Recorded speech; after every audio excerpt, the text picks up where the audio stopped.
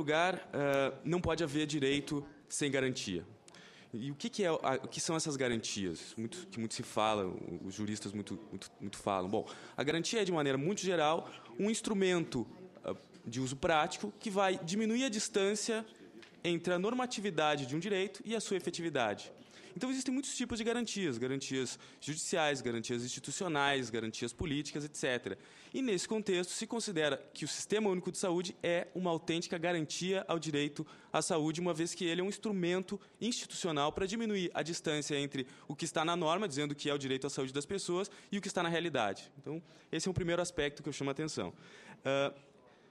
Além disso, é sempre importante recordar que a Constituição, quando reconheceu a saúde como direito de todos, ela permitiu que se afirme que o direito à saúde é um direito público subjetivo, ou seja, não apenas uma pretensão geral da sociedade, mas uma pretensão individual também.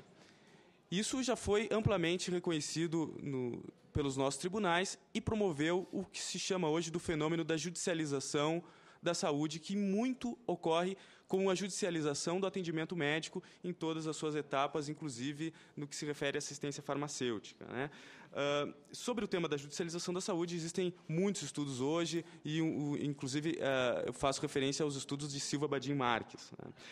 Acontece que nos inúmeros processos judiciais decorrentes desse fenômeno da judicialização, é muito recorrente o argumento do Estado de que há recursos insuficientes. E aqui, como acadêmico, eu faço uma pergunta, né?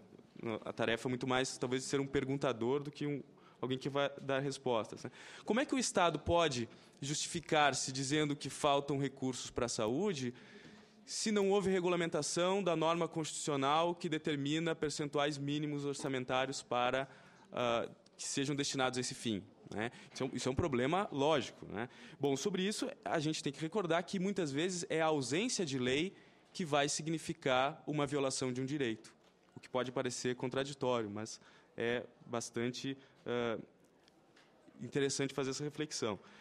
Então, sob o ponto de vista jurídico, uma grave deficiência do Sistema Único de Saúde é a ausência de regulamentação da Emenda 29. Isso todos aqui sabem, né? E, inclusive, o Poder Legislativo está atento a isso. Existe o projeto, inclusive, na pauta do plenário da Câmara dos Deputados atualmente.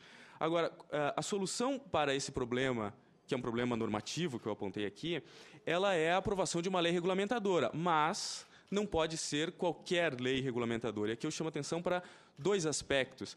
Tudo isso está num texto que eu deixo cópia dele aqui com a subcomissão, e eu estou fazendo uma apresentação resumida desse texto, né? Então, quais são os dois problemas dessa regulamentação, que não pode ser qualquer regulamentação? Em primeiro lugar, deve-se atender a um postulado muito importante, que é o princípio da proibição do retrocesso social.